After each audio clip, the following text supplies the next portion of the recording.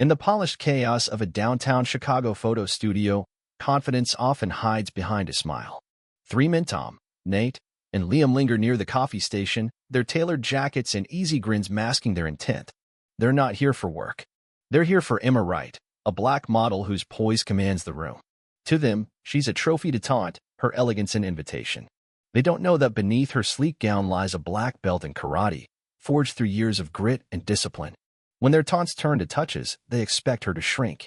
Instead, they unleash a force they'll never forget. The studio hums with activity lights buzz, assistants dart between racks of shimmering dresses, and the air carries the sharp scent of hairspray. Emma, 32, sits before a mirror, her spine straight as a stylist brushes blush across her cheekbones. She's a veteran of these shoots, her face gracing billboards from Michigan Avenue to Times Square. But today, her jaw tightens. She feels their eyes again, Tom, Nate, and Liam, loitering by the catering table, their laughter too loud, their stares too bold. They're not crew, not clients, just men with connections that let them roam unchecked. Emma's worked hard to carve her place in this world. Raised in Englewood, she learned karate at 7 after a bully shoved her into a chain-link fence. Her father, a retired bus driver, saw her fire and enrolled her in a dojo. By 16, she'd broken boards and noses in sparring matches. By 20, she'd earned her black belt. Modeling came later, a chance audition that turned thrift store heels into a career.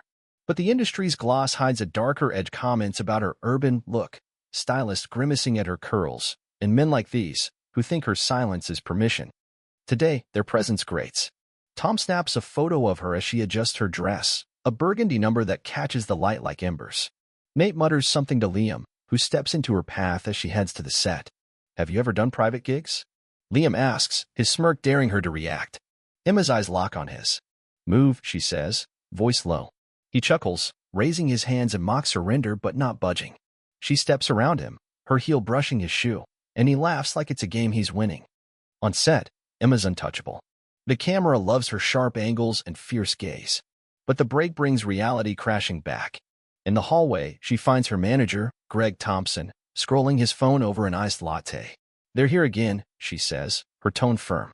Making comments, getting too close. Greg sighs, not looking up. They're buddies of Victor, our investor. Don't stir the pot, Emma. This campaign's big money. Her voice sharpens. One of them touched me. Greg hesitates, then meets her eyes with practiced calm. I'll mention it to Victor, but don't escalate. You know how this looks. Back in makeup, Tara, the artist with a quick smile and braided bun, catches Emma's tense silence. They bothering you again? She asks. Emma doesn't answer, but her look says enough. That night, the shoot shifts to a rooftop bar on the Loop, where champagne flows and execs mingle under neon lights. Nate approaches, leaning too close. Victor says you're the star, but you need to loosen up, he says, his hand grazing her hip. Back off, Emma snaps. He holds the touch a second longer, then laughs and saunters off. Victor raises a glass to her from across the room, as if praising her restraint. Her skin crawls. At home in her Hyde Park apartment, Emma sheds her dress for sweats. Her space is small but deliberate hardwood floors, a shelf of dog-eared novels, and a framed photo of her at 17, bloodied but grinning after her first karate tournament. Her black belt lies folded on a chair. Kneeling on the floor, she stretches, not to forget but to prepare. The next time someone crosses her line, they won't walk away smirking. Weeks pass, the harassment unrelenting. Tom, Nate, and Liam grow bolder, lurking backstage, commenting on her body, brushing against her in hallways. Emma reports each incident to Greg, who brushes her off. They're investors' friends, he says. We can't alienate them. Tara warns her to be careful, but Emma's done being careful. She saves emails, texts, and screenshots, building a quiet arsenal. The breaking point comes on a humid Wednesday. The studio, a converted warehouse in the West Loop, buzzes with prep for a perfume campaign. Emma, in a silver gown that clings like liquid metal, steps toward makeup when Tom blocks her path. Legs like yours, he says, leaning in. But you walk like you're too good for us. Her pulse spikes, not from fear but fury. She freezes, not because she's scared but because she knows the crew's filming nearby. One wrong move, and she's the unstable model in tomorrow's edit.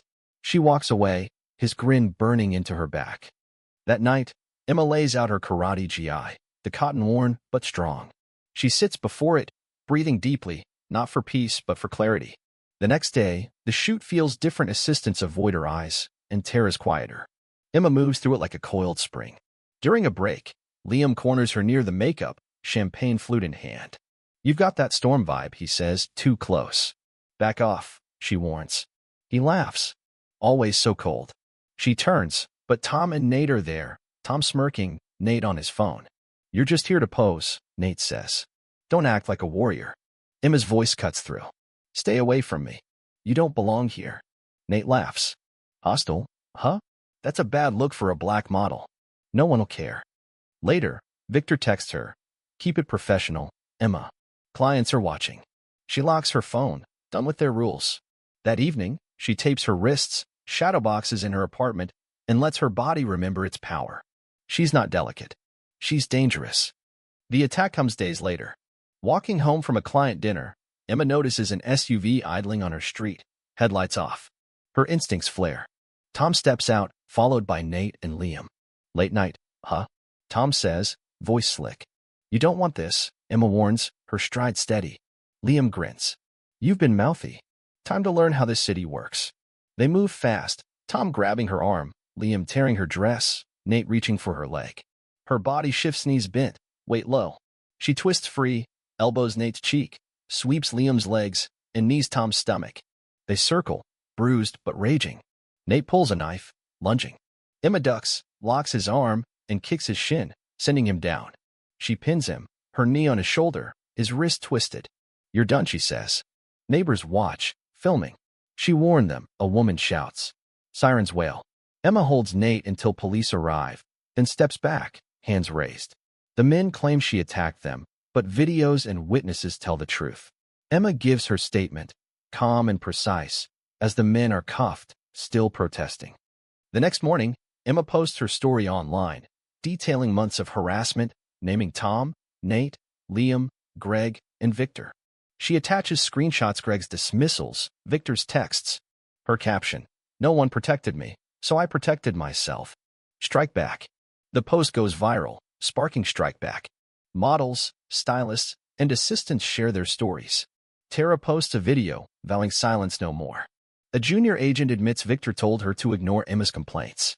Apex Models' vague statement about investigating backfires, drowned by public outrage. Emma sues Apex for negligence, backed by her lawyer, Patricia Coleman. Witnesses former staff. Models expose Apex's toxic culture. Leaked emails show Victor calling Emma volatile and needing a leash. The trial is brutal but clear. Apex settles, the amount sealed but rumored to be high. Victor's fired, his career dead. Nate faces felony charges. Tom and Liam vanish from the industry. Emma uses the settlement to launch Right Models in Chicago's Fulton market. The agency prioritizes safety and diversity, signing models others ignored, women deemed too bold or too ethnic. Tara joins as creative director, crafting shoots that celebrate scars, curves, and defiance. Their first campaign, Truth in Frame, goes viral for its raw honesty. Right Models grows, not chasing trends, but setting them. Apex collapses, its talent and clients fleeing. Emma doesn't gloat. She trains daily, mentors young girls at her old dojo, and hosts a panel on industry safety. On the attack's anniversary, Visionary magazine features her on its cover, in her GI, black belt tied tight. The headline, "Strike Back. Emma Wright redefines power." A year later, Right Models thrives, a beacon for those once silenced. Emma locks her office one evening, the city's pulse outside. She's built what they said couldn't exist, a space where strength is standard. The fight wasn't about vengeance. It was about creating a world where no one waits to be saved. What do you think of Emma's story? Should she have fought back physically, or was there another way? Share your thoughts on violence, injustice, and standing up in the comments. Your perspective matters. Let's hear it.